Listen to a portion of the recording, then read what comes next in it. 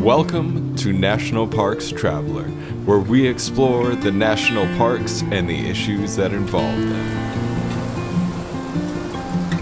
Hi, this is Kurt Rappencheck, your host at National Parks Traveler. We reported this past week on some bad news from Santa Monica Mountains National Recreation Area in California. It turns out that hundreds of threatened California red-legged frogs were killed by the Woolsey fire that swept across the NRA last fall. More bad news came from just outside Glacier National Park, where 3 grizzlies, a sow and 2 cubs, were killed by passing trains. On the positive side, the Grand Teton National Park Foundation is kicking off a multi-year and multi-million-dollar initiative to improve 3 access points to the Snake River in the park. And at Chickasaw National Recreation Area in Oklahoma, 3 bison calves were added to the small herd there. We often learn the most when we're having so much fun we don't actually realize we're being educated. That's what makes places such as the North Cascades Institute, Nature Bridge, the Great Smoky Mountains Institute at Tremont, the Grand Canyon Field Institute, and other field schools that operate in national park settings so important. These nonprofit organizations offer programs that last anywhere from a day or 2 to a week or 2, or even more, and in some of the grandest natural settings in the world. Today we're visiting with Saul Weisberg, co-founder of North Cascades Institute, about the value and successes of these programs. We also take a look at progress being made at Katahdin Woods and Waters National Monument in Maine. I'll be back in a moment with Saul.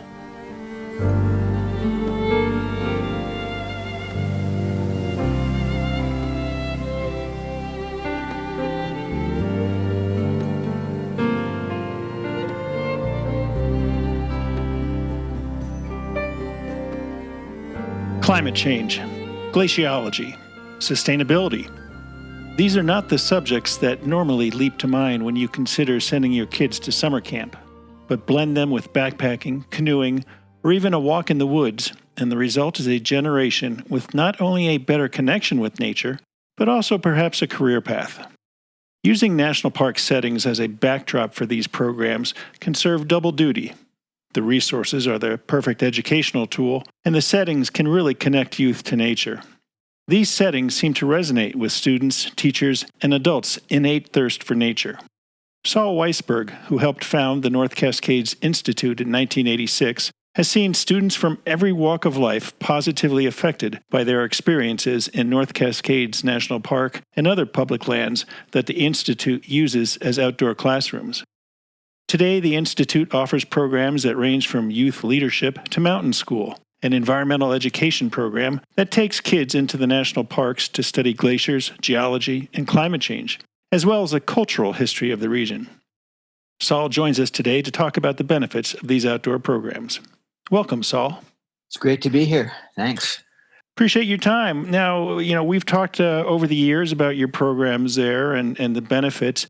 Have you seen an increase in enrollments over the years? Are more kids and adults, young adults, and college students interested in learning more in a natural setting, so to speak? We've seen a really steady growth in youth programs, both in numbers of kids and also the diversity of the kids that are coming and a wider range of schools that are participating. And interestingly, we've also seen at the same time, perhaps a gradual decrease in adult programs, not just at the Institute, but across the country. Any idea why? I think that, a couple ideas. One is that teachers and school districts have really jumped on the bandwagon of the value of getting kids outside, both for education and learning, but also just for working in groups, connecting with each other, connecting and learning and sharing together in the outside is really different from being inside a classroom back at their school. And I think for adults, it's the challenges of finding time to devote to yourself for a lot of people. Less time to go out and look at birds in a national park, maybe a little more time to take the family to the mall. I hate to say it, but I see more and more of that happening. Do you think it could be tied also to aging baby boomers? I mean, I'm one, and I grew up without cell phones and without Xboxes, and I was a Cub Scout and a Boy Scout, and that's how I got into nature, and that's what we did as kids growing up. We went outdoors. Yeah, I think for a lot of us, our parents pushed us out the door and said, "Come back for dinner." Yeah. And they thought nothing of us running around the neighborhood or in the local creek or ravine. And it felt safe. I don't think it's any more dangerous now than it was, but certainly the dangers are hyped all the time in the media. I also do think that there's a lot of young parents who don't know all the answers when they go outside, and I think they are nervous to take their kids out because they don't really know what to do with them. So they probably do send them to camp more often, or just need some encouragement to get the whole family out into a park, and maybe programs like ours and others are the way to begin. Yeah. It wasn't too terribly many years ago when Richard Louv came out with his book, Nature Deficit Disorder. Any gut feeling on whether we're overcoming that in our society, or as you just mentioned, there's still that hesitancy to go outdoors, whether folks don't know how to survive in the outdoors or know what to do because they have been so ingrained on television and devices.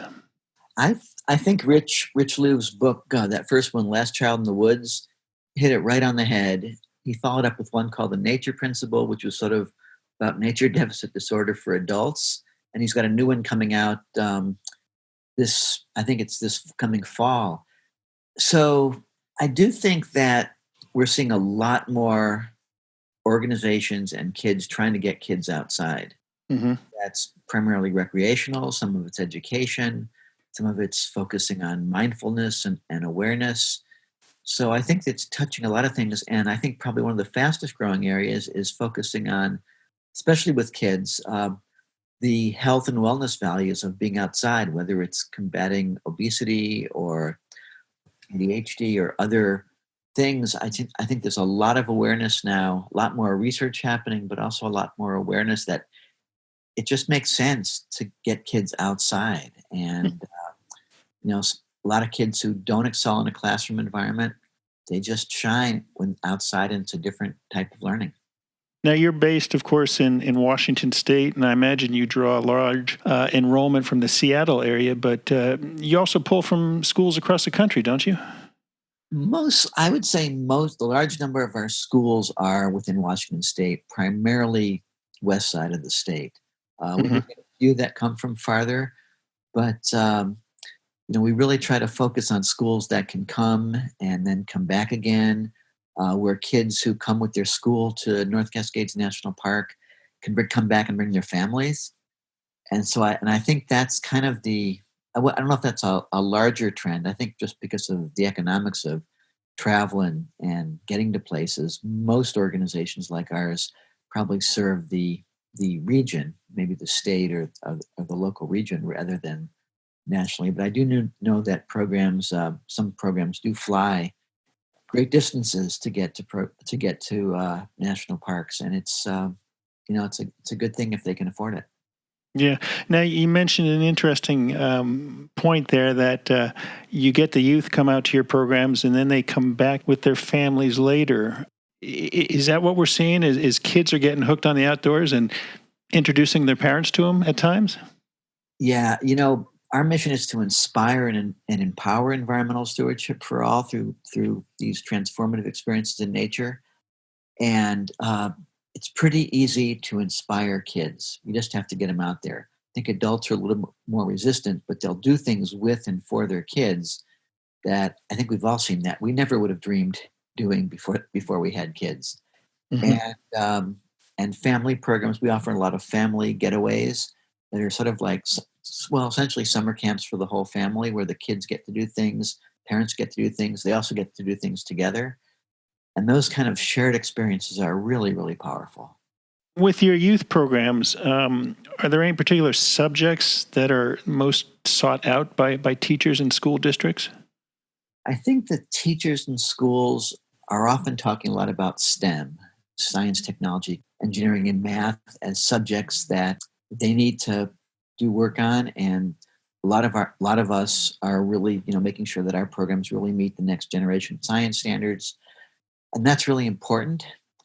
I'm really interested in the addition of what's called STEAM, adding art to that mix, or in the case of the Institute, art and humanities, because I think kids fall in love with the experience of being outside, of being in, big mountains and alongside powerful rivers and wildflower meadows. But the way a lot of kids respond to that is through art and music and dancing around and being silly.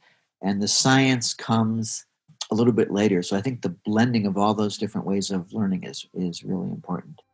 We've been talking with Saul Weisberg. He helped found the North Cascades Institute back in 1986. We're going to take a short break and we'll be right back. Listener and reader support make National Parks Traveler possible every day of the year. If you enjoy Traveler's content, please consider a donation via nationalparkstraveler.org. The Blue Ridge Parkway Foundation is the primary nonprofit fundraising partner for the Blue Ridge Parkway. It is made up of people who have a deep love for this majestic road and want to ensure that its natural beauty and the experiences it offers endure for generations to come. Show your appreciation at brpfoundation.org. The Yosemite Conservancy inspires people to support projects and programs that preserve Yosemite National Park and enrich the visitor experience. The Conservancy funds transformative work throughout the park. The grants donors support help protect diverse wildlife and plant species and restore the precious habitats they depend on. Grants also support improvements to miles of trails to ensure visitors can safely access Yosemite's wonders. Visit yosemiteconservancy.org to find more inspiration.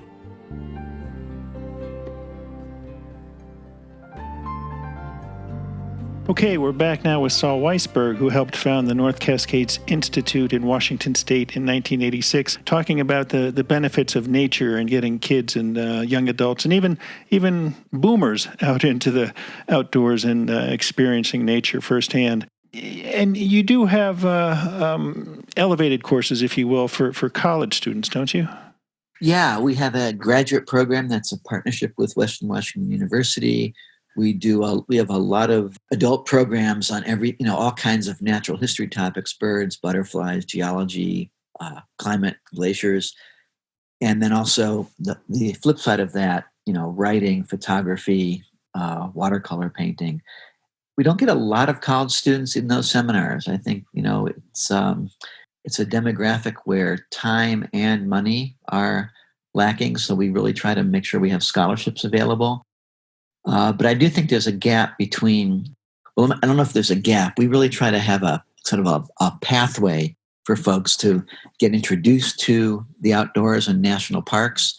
And then whether it's a third grade program, fifth grade, our mountain school program, things for high school students in the summer, and then things that you can touch all throughout your life, that seems to have the most impact, multiple experiences, when the outside or the park becomes a place that's comfortable, it's known, it's familiar terrain, not just this, bang, a really exciting, but one-off experience. It's the multiple experiences that really ground people, kids in particular, and then they get more comfortable. And so, the first time they go canoeing, that might be pretty scary.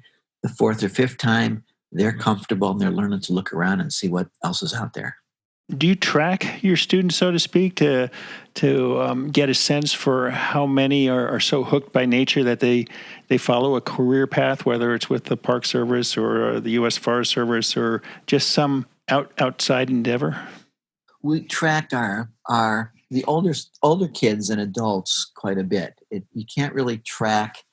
You can't get the contact information from young kids without talking to all the parents individually. So we can follow up with the teachers and see what they notice. And we followed up with many teachers over many years. And what's interesting is that the longer teachers bring their kids to these kinds of programs, the more that teachers also do programs on their own that get kids outside. And the more teachers do professional development that help them teach more outside, whether it's natural history or, just how to do more field trips. So I think that's really clear. With high school students, we stay in touch with them because they're all on Facebook and they friend us and they follow the Institute. And so we really do have an idea of what they do and when they go to college, what they're studying. and sort of their career paths. So a lot of information, a lot of really good anecdotal stories, and a certain number of statistics and things that we can also track. And do you have a feel for how many go into that type of career? Yeah, it's difficult. I think the ones that we hear from are the ones who are doing that because they're the ones that have stayed the most in touch. Uh-huh. We know kids that have did a summer youth leadership program when they were in high school, and we know that two of them from Guaymas Island have gone on and they're Huxley College majors, and one's going into environmental policy and the other one was going into water resources. So, pretty good small samples, but pretty good response there. We also I ran into I won't say a kid, I ran into a young man at a foundation meeting, and he came over and introduced himself. We'd gotten a grant and he'd gotten a grant at that. And he said, you're the guys that do mountain school. And he told me a story of when he was a fifth grader, newly emigrated to the U.S. from Mexico. And soon after he got here, his class came to mountain school. And he said he has a picture of him and his buddies holding arms, hands around a big cedar tree out in the woods in North Cascades National Park. I asked him, well, where's your desk? And he said he's a career counselor or a school counselor at Whatcom Middle School here in Bellingham. So you do get those stories. We didn't follow up on him. He sort of found us. Yeah, very nice. Now, the base camp, so to speak, of the Institute is the North Cascades Environmental Learning Center. And that's quite a complex you've got there. Yeah, it's a wonderful partnership with National Park Service and Seattle City Light, because a lot of the funding for that came out of the required mitigation that the city had to do for their 3 dams on the Skagit River. But it's really been a amazing, I'm not sure what you'd call it, window or doorway into the park for tens of thousands of kids of all ages and adults, because it's when we started, everything was field-based, mostly intense, and that brought a lot of people. We were pretty much full from day one back in '86 with those programs, but they were only appealing to people who had the ability or the interest or the gear to go camping and go hiking. And with the Learning Center, it's a comfortable, beautiful facility with classrooms and labs and library, but it's right in the heart of the North Cascades on Diablo Lake. And so it attracts people. It really does attract people from all over the country, certainly in the summer for adult programs, who use that as a base. Base camp's the right word, to learn more, but then go out and really learn on their own. I think that's really the goal there. And we see that a lot of the people who come to those programs and are also our conference and retreats that we do at the Learning Center, it's really for many of them, it's their first time in a national park. And we just feel like we can be great ambassadors for the Park Service that way. Yeah, and that outdoor classroom is just phenomenal, from the lakes up to the glaciers. Do you see with climate change, we're seeing more wildfires, more vigorous storms back east, flooding in the Midwest. Is there more interest in that type of programming to better understand what's going on? Yes and no. There's a lot of interest in climate, as there needs to be. And we see the schools often climate change is part of our curriculum. It's different. It takes different forms with high school kids and with third graders, fifth graders. But it's something that we address in almost everything we do, and in different ways. And in the North Cascades, which have more glaciers in this park than any other park in the lower 48, you can see. The Park Service has really documented the shrinking of the glaciers, and you can look across the lake and see glaciers and snowfields and compare photographs from even 10 years ago and see how much difference there is. I also see among some people, it's sort of like we came to the parks to have a vacation and to relax. And they're kind of a little bit of a pushback against, we don't want to hear about the bad stuff. Mm-hmm. And the increasing wildflowers. The last couple of summers, it was smoky all over this state. with fires burning in the state, being blown up from Oregon and down from BC. So it's interesting because we want people to understand what's going on, but we want to inspire them to get active and get engaged in these issues and become advocates for climate adaptation and trying to see what we can do about it. But at the same time, we don't want to scare them away from we don't want to cause despair. Yeah. So it's a kind of interesting balance. And I think we're all in the environmental movement. We're all struggling with how do you advocate for conservation in the strongest possible terms without getting people just overwhelmed with how much there is to do. And that's certainly the case now with the, I'll just say the attacks we're seeing on public lands and parks. It's just a really challenging line to walk I think for all of us, and more necessary than ever. Yeah, no, it's definitely interesting what's going on. Do your programs lend to tracking long-term trends in the park in terms of natural resources? We do a fair bit of citizen science. Our students, graduate students in particular, have been doing phenology around the Learning Center and on some property we have at the confluence of Diabson Creek and the Skagit River. So looking at, when things bloom, when the bees show up, when different birds, the birds show up. And the Park Service has been doing a really great job in North Cascades. Certainly their glaciology work and climate work here is fantastic. John Riedel, the park's glaciologist, has been doing this for a long time, and they've got a really strong program there.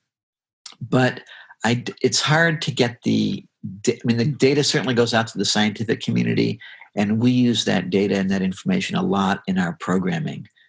But there's so much more you can do to get kids and young people involved in that. And it's a challenge just because, managing large groups of volunteers is hard for the Park Service because they just don't have the staff to do their own work and run these other programs. So they tend to be one-offs, every few years more than, kind of a consistent program. Curious question. Why at North Cascades National Park and not at, say, Olympic or Rainier? I think like everything else, where ideas take root and thrive is based on relationships with people, sort of right place, right time. When we started the Institute in 1986, John Reynolds was a new superintendent. He came and he saw some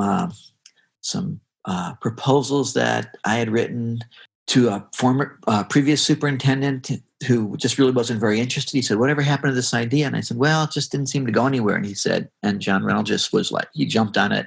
"We need to make this happen." And then within a year or two, he'd hired John Jarvis as Chief of Natural Resources and Bill Leitner as the Chief of Interpretation. And they both went on, obviously, to great careers in the Park Service. Mm-hmm. And the three of them just were incredible supporters. I mean, we talked, every day and sometimes about, what about this? Hey, could we do this? And they weren't just focused on the park. They were saying, this is a park surrounded by national forest land and on the border with Canada. We need to be talking about the changes in the ecosystem. And that really got us going. And then, just different things at different times. And it's just kind of right people, right place, right time. And that's not just with the park staff, because we've had, many, many park staff really get engaged, but it's forest supervisors, donors, artists, just kind of the right connection, and then more connections happen. So it's kind of the synergy that you want to have in any kind of entrepreneurial venture. And what we have in our peers who also have residential learning centers in parks across the country, we have this incredible base in the natural world that's called a national park, and you can't really get any better than that. No, you can't. That's for sure. And it is quite an incredible park, North Cascades. We've been talking today with Saul Weisberg, who helped found the North Cascades Institute back in 1986. Saul, I certainly appreciate your time. We could go on much longer, but every time we got to limit ourselves. We would encourage folks who are interested in learning more about North Cascades Institute to visit their website. It's ncascades.org. Again, the letter N, cascades.org. Saul, once again, thank you so much for your time today. It's a pleasure. Always fun to talk about my favorite place. All right.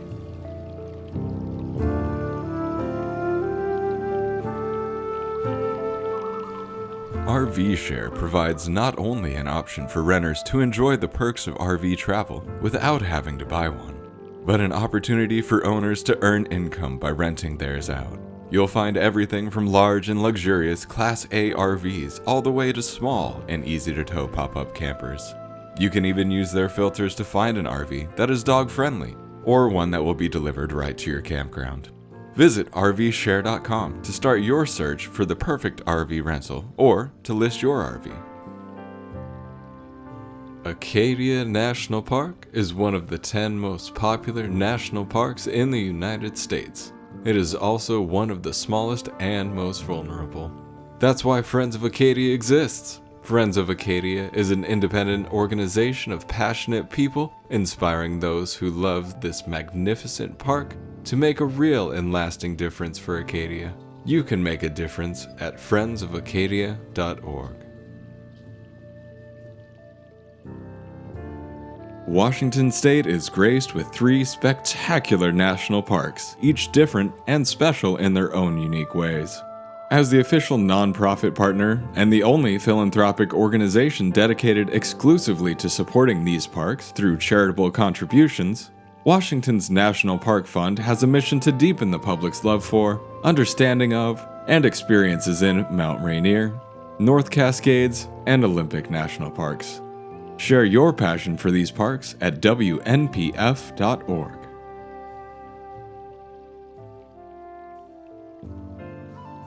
Hello, National Park Traveler listeners. I'm Erika Zambello, and today I'm speaking with Deputy Director of Friends of Katahdin Woods and Waters, Sam Deeren. Now, Katahdin Woods and Waters is very close to my heart because I am a native Mainer. It's one of our newest national monuments coming into the system in 2016, and I can say from personal experience, it is a beautiful spot to check out the Maine North Woods. And so, Sam, I wanted to ask you, are you from Maine originally? How did you become interested in national parks in general? Yeah, and Erika, thank you so much for having me on the show, and hello to all your listeners. I am from Maine originally. I grew up in a town called Falmouth, which is just north of Portland, Maine, and I spent a lot of my summers, and to this day, spend my summers when I can up in Sandy River Plantation, Maine, which is a little bit further down the Appalachian Trail from the northern terminus, Katahdin, near Saddleback Mountain. So I have, I have an old, deep connection to some of the North Maine woods out in western Maine.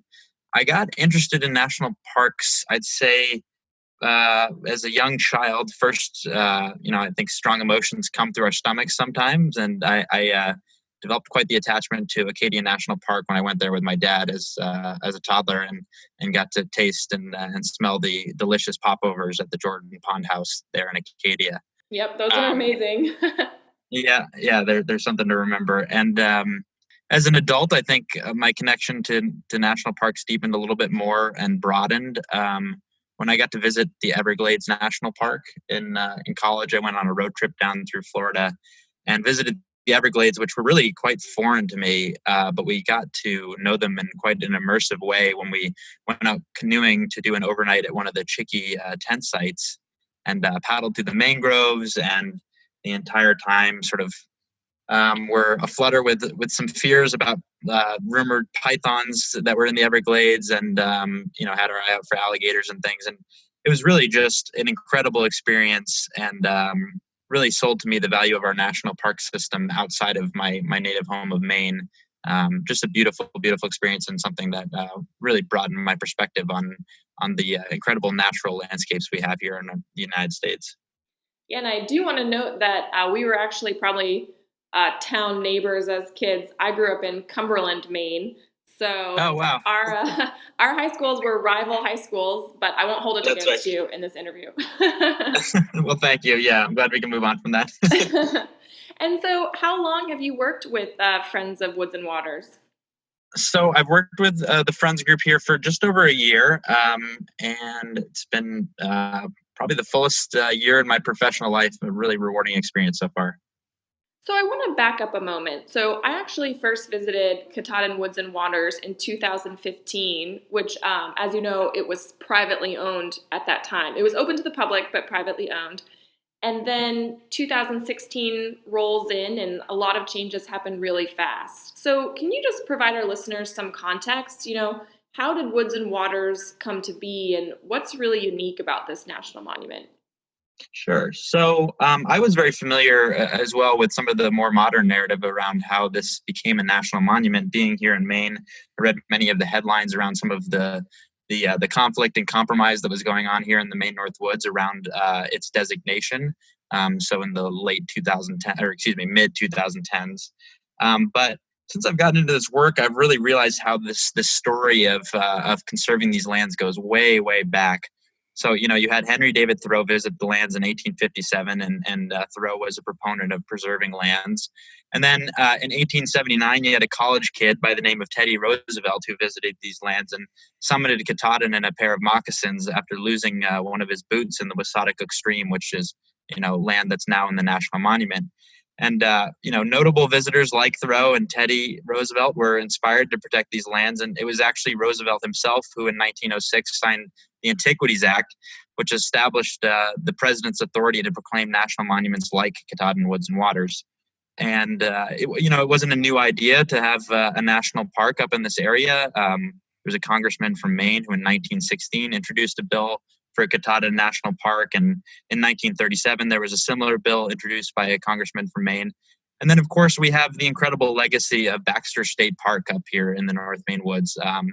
So, that's an adjacent park to Katahdin Woods and Waters National Monument. And the first donation of land for that park made by Maine Governor Percival Baxter was made in 1931. So there's the long history of a conservation effort up here. And then there's more recent history.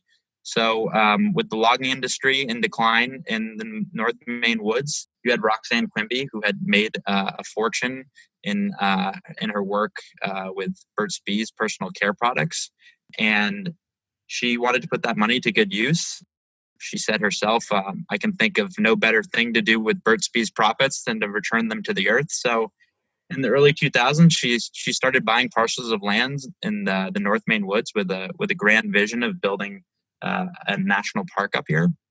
There was some pretty vocal local opposition, and she eventually turned the effort over to her son, Lucas St. Clair, which proved to be a good move because Lucas had a really good time getting along with folks up in the region, and he's an avid outdoorsman himself and can really relate to people on a person-to-person level around the recreational opportunities up here. And Lucas pushed hard for the park to be designated and had a lot of meetings.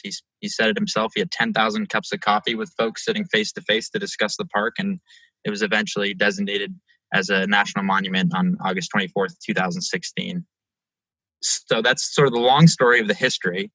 And as to what makes this place unique, I think it really starts with the natural resource. So, if we start at the ground level, in the geology of the region, there's some really unique stuff going on there. This monument has evidence of earth-changing events like the tectonic plates moving, the rise of the Appalachian Mountains, and the retreat of the glaciers 12,000 years ago.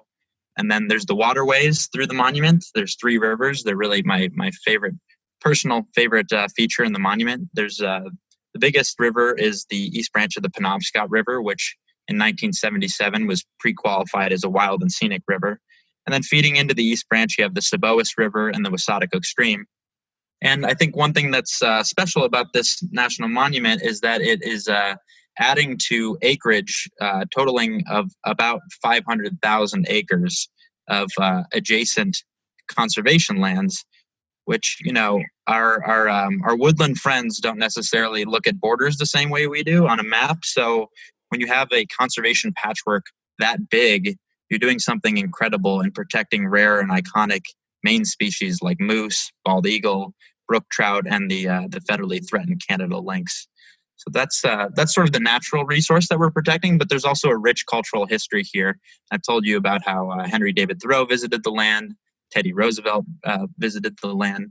From the Hudson School of Painters, there was Frederick Edwin Church, who made frequent trips up here to to paint some of the incredible landscapes. And then going back 11,000 years ago, the Penobscot Indians and other tribes around Maine have called this place home for many, many years. And there's so many stories to tell there. And then there's a rich history of logging in this area. There was a time where Bangor, Maine, which is along the Penobscot River, had the highest output of lumberboard in the entire world, and it was logs from this region that fed those mills. So, a rich cultural history and much to protect in the woods and waters up here. Yeah, Katahdin Woods and Waters is interesting. All states have different contexts and go about preserving land in different ways, but Maine really has a history of wealthy individuals falling in love with the landscape and purchasing property to be conserved for future generations. That's a big part of how Acadia National Park came to be, and now it's happening again at Woods and Waters. So it's really an interesting history that you brought up of just conservation in the state in general. Absolutely. I think we here in Maine are very fortunate to have had the support and vision of donors like Roxanne Quimby and the Quimby family, and the Rockefellers and the Doors down at Acadia, and the Baxter family at Baxter State Park. It's really created an incredible conservation ethic here in Maine. So you've brought us up to 2016 when the park was designated by President Obama. And so when did the Friends Group form?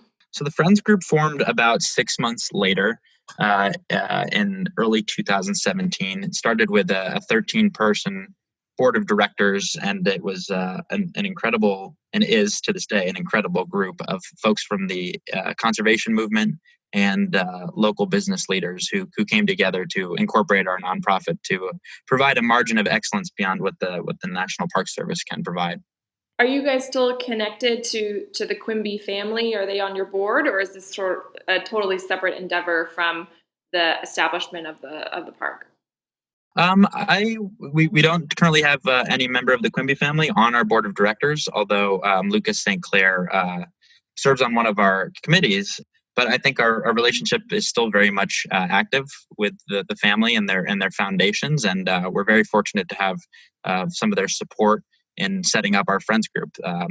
They have really stewarded this gift in a pretty special way. It wasn't just the gift of land. There was also funds committed to an endowment at the National Park Foundation to help support early operations of the park, and then there were funds that were sent to the Friends of Katahdin Woods and Waters to help seed our operations for years to come. I think they rightly recognize that park partnerships are a really vital part of supporting our national park system, and so they've done an incredible job of stewarding our Friends Group to be here to help preserve and protect the monument and the surrounding communities for generations to come. Yeah, that's really great. And so you set up the Friends Group about 6 months after the National Monument was set up, and I'm sure you guys went through an extensive planning phase. So what are the priorities for the new park as it approaches its 5-year anniversary in a few years? Yeah, that's a great question, and you're right to say we undertook a strategic planning process pretty early on, and to meet the needs and the identified work in the strategic plan, we've grown very quickly. So we started with 13-person board of directors. We're now at 17 folks on our board. We have 4 full-time staff and 3 fellows helping us out this summer. And the priorities as far as program work that were set up in our strategic plan are threefold. There's our goal to improve accessible visitor information and experience, to help the National Park Service with monument development and access. And then the third program area that we focus on in our strategic plan is Katahdin region revitalization. I think there's a real recognition that we need to be a part of helping to stand up the gateway communities of the monument so that they can be a part of a bright future up here in the Katahdin region. I think you bring up a good point. So, as someone from Maine, I am very personally aware of how, changing macroeconomy issues are affecting local communities in Maine. And so one of the things that's very much affected the Katahdin region is changing in logging and changing in where, lumber is processed and mills, and having mills shut down. And so where does the new monument kind of fit into that, larger context in Maine. Yeah, I think that's it's a great thing to bring up. And the Katahdin region in many ways is struggling given the demise of the logging industry. The mill industry, in part because of plummeting demand for paper products, it had a sort of a slow wind down, and the region has suffered because of that. By the time the last mill shut its doors in Millinocket in 2008, the region's population was nearly half what it was in 1970. And since then, the unemployment rate has been about double the state of Maine. So we really feel that there's a huge opportunity for the region to capitalize on some of the opportunities provided by the National Monument. The National Park Service brand really brings people from all over the world to this neck of the woods.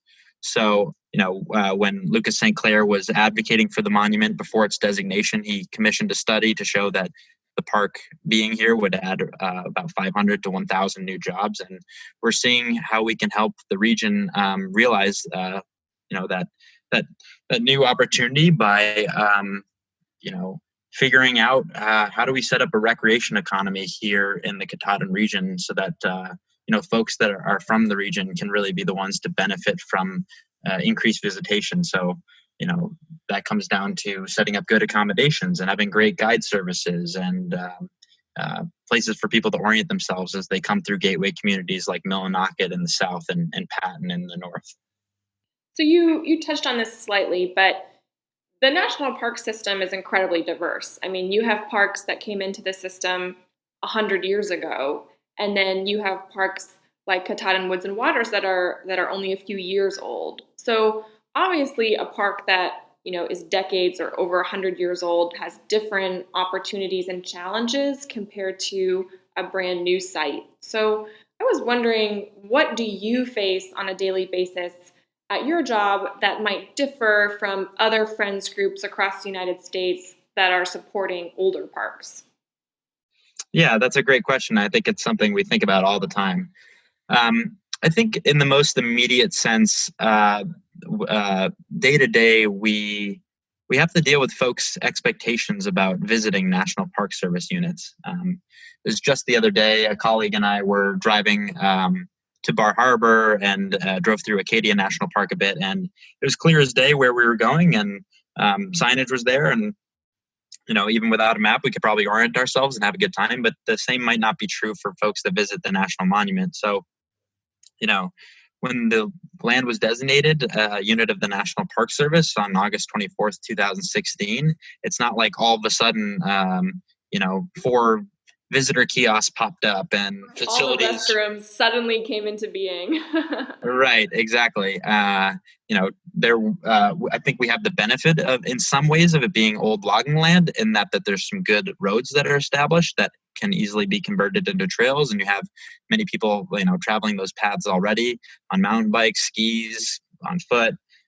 So, there is some basic infrastructure there, but it's, nothing substitutes when somebody's visiting for having a one-on-one conversation with them about what their itinerary is and what they hope to get out of the experience. And I just don't think that's quite true for other National Park Service units, where somebody may just be able to sort of self-guide through with something they found on the internet. I think there are folks that could do that with the monument, but I really think somebody's experience is really going to be improved by having a chat with somebody who's been there already. So, that takes a good amount of work, and it's really fun work to do. Just last week, I spoke to one of our members on the phone about paddling the 3 rivers of the monument, which is really, for my money, one of the premier experiences to have in the monument. And we talked for 45 minutes, and it was just an absolute delight to talk to him about his prior canoeing experiences and some fun trips that he could take in the monument. Yeah, one of the best parts about working for a small nonprofit, which I know from experience, is being able to have those one-on-one connections, and you can be kind of a virtual guide for people interested in visiting Katahdin Woods and Waters. Yeah, absolutely. And I highly encourage folks to check out visitation resources we have on our website, www.friendsofkww.org. There's some trip planning help on there. And then you can also find my contact information on there. And I encourage anybody to reach out anytime if they're planning a trip to the monument. Great. So I'm about to ask the most difficult question. And that's just simply, what if you had to choose one thing What is your favorite part of the park? I think if I had to choose one thing that was my favorite part of the park, it would probably be the rivers. So there's a lot of different ways to experience the rivers. So I kind of cheated on my answer there.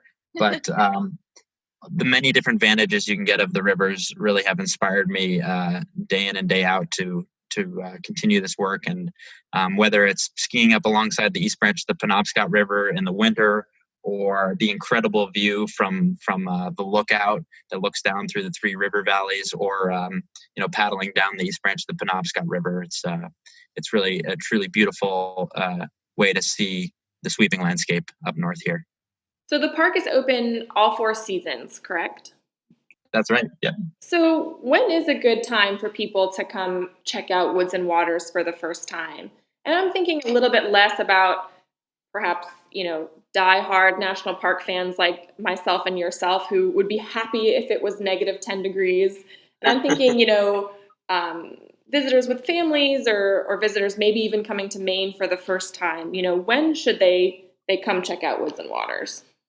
Yeah, I'm a little bit of weary of letting this secret out, but I think I think of September as sort of a second summer in Maine, and a summer that has some real advantages. If you come towards the latter half of September, you might still have some warmer temperatures where it's like nice and chilly at night, and the leaves may be starting to turn. So there's incredible leaf peeping to do in September. The bugs are also still around, but they're much less than they'd be earlier in the season. And there's still most of the incredible recreational opportunities available in September. So you could paddle, you could hike, you could stargaze beneath some of the darkest skies east of the Mississippi River. There's an incredible diversity of recreational opportunities up here, and there's still a lot of them available during a really beautiful time in September. Awesome. Well, you heard it here first. Check out Kathadin Woods and Waters in September. So I just want to thank you for speaking with me. I've been speaking with Sam Deeren, Deputy Director of Friends of Katahdin Woods and Waters, and I can tell you that I can't wait to get back up there for my first visit since it has become an official national monument. Great. Well, thanks so much for having me, Erika, and I hope when you make it up this way, you give us a call. I definitely will. This is Erika Zambello from Northwest Florida, signing out. The North Cascades Institute has a large portfolio. It's an environmental learning center, training center, conference center, and leadership center, all set in the splendor of the North Cascades National Park complex. Learn more at ncascades.org.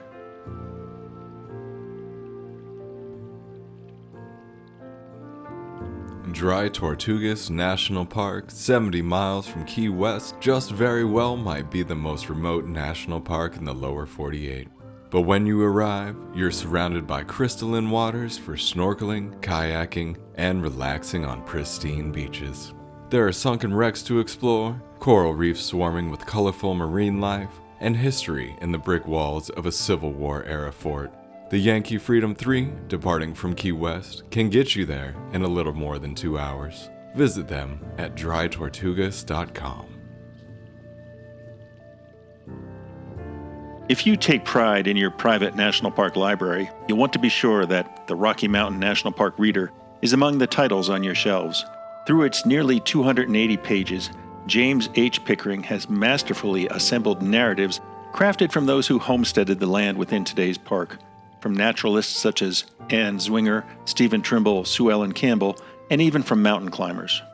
There are other readers on Grand Canyon National Park, Yellowstone National Park, and the Pacific Crest Trail, for example, but this title has a preponderance of late 19th century, not 20th century, articles in it.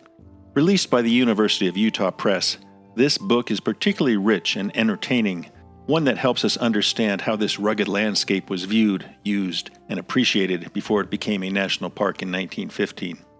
Pickering includes narratives from the likes of Lewis W. Kleppinger, who was in a party led by Major John Wesley Powell that was credited as the first to summit Long's Peak.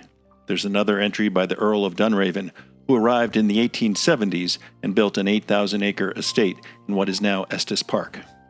There's also a piece from Isabella Lucy Bird, an Englishwoman who summited Long's Peak in 1873. A travel writer of high regard at the time, Ms. Bird published a collection of other letters from Estes Park and the surrounding mountains in 1879. He laid his life in the Rocky Mountains, which brought fame to the region.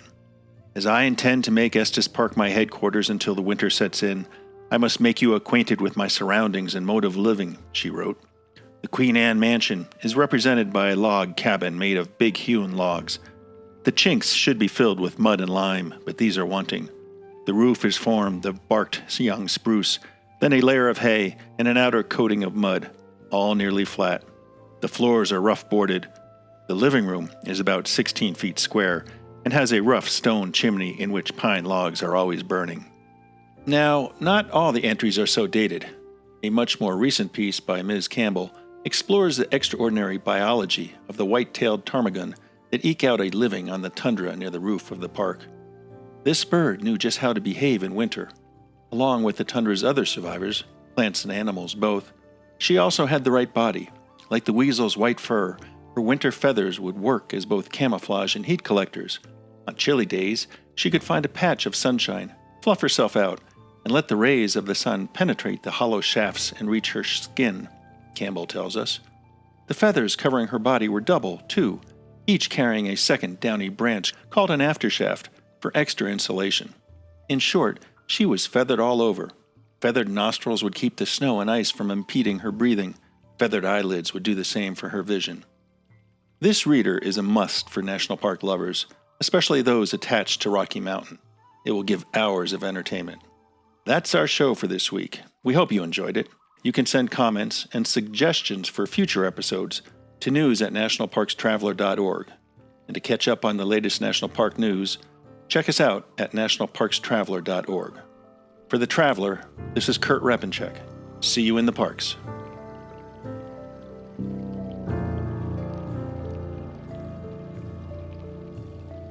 The composers and musicians at Orange Tree Productions have created a unique collection known as the National Park Series that has grown to include more than 30 CD titles. Composed against the backdrop of a park's sounds of nature, these musical scores will connect you with these beautiful places and take you there, at least in your mind. This collection is the #1 selling national park audio series in the world and provides the background music for National Parks Travelers podcast. Visit them at orangetreeproductions.com. National Parks Traveler is a 501c3 nonprofit media organization that provides daily editorial coverage of national parks and protected areas. Traveler's coverage is made possible by reader and listener donations. Visit us at nationalparkstraveler.org.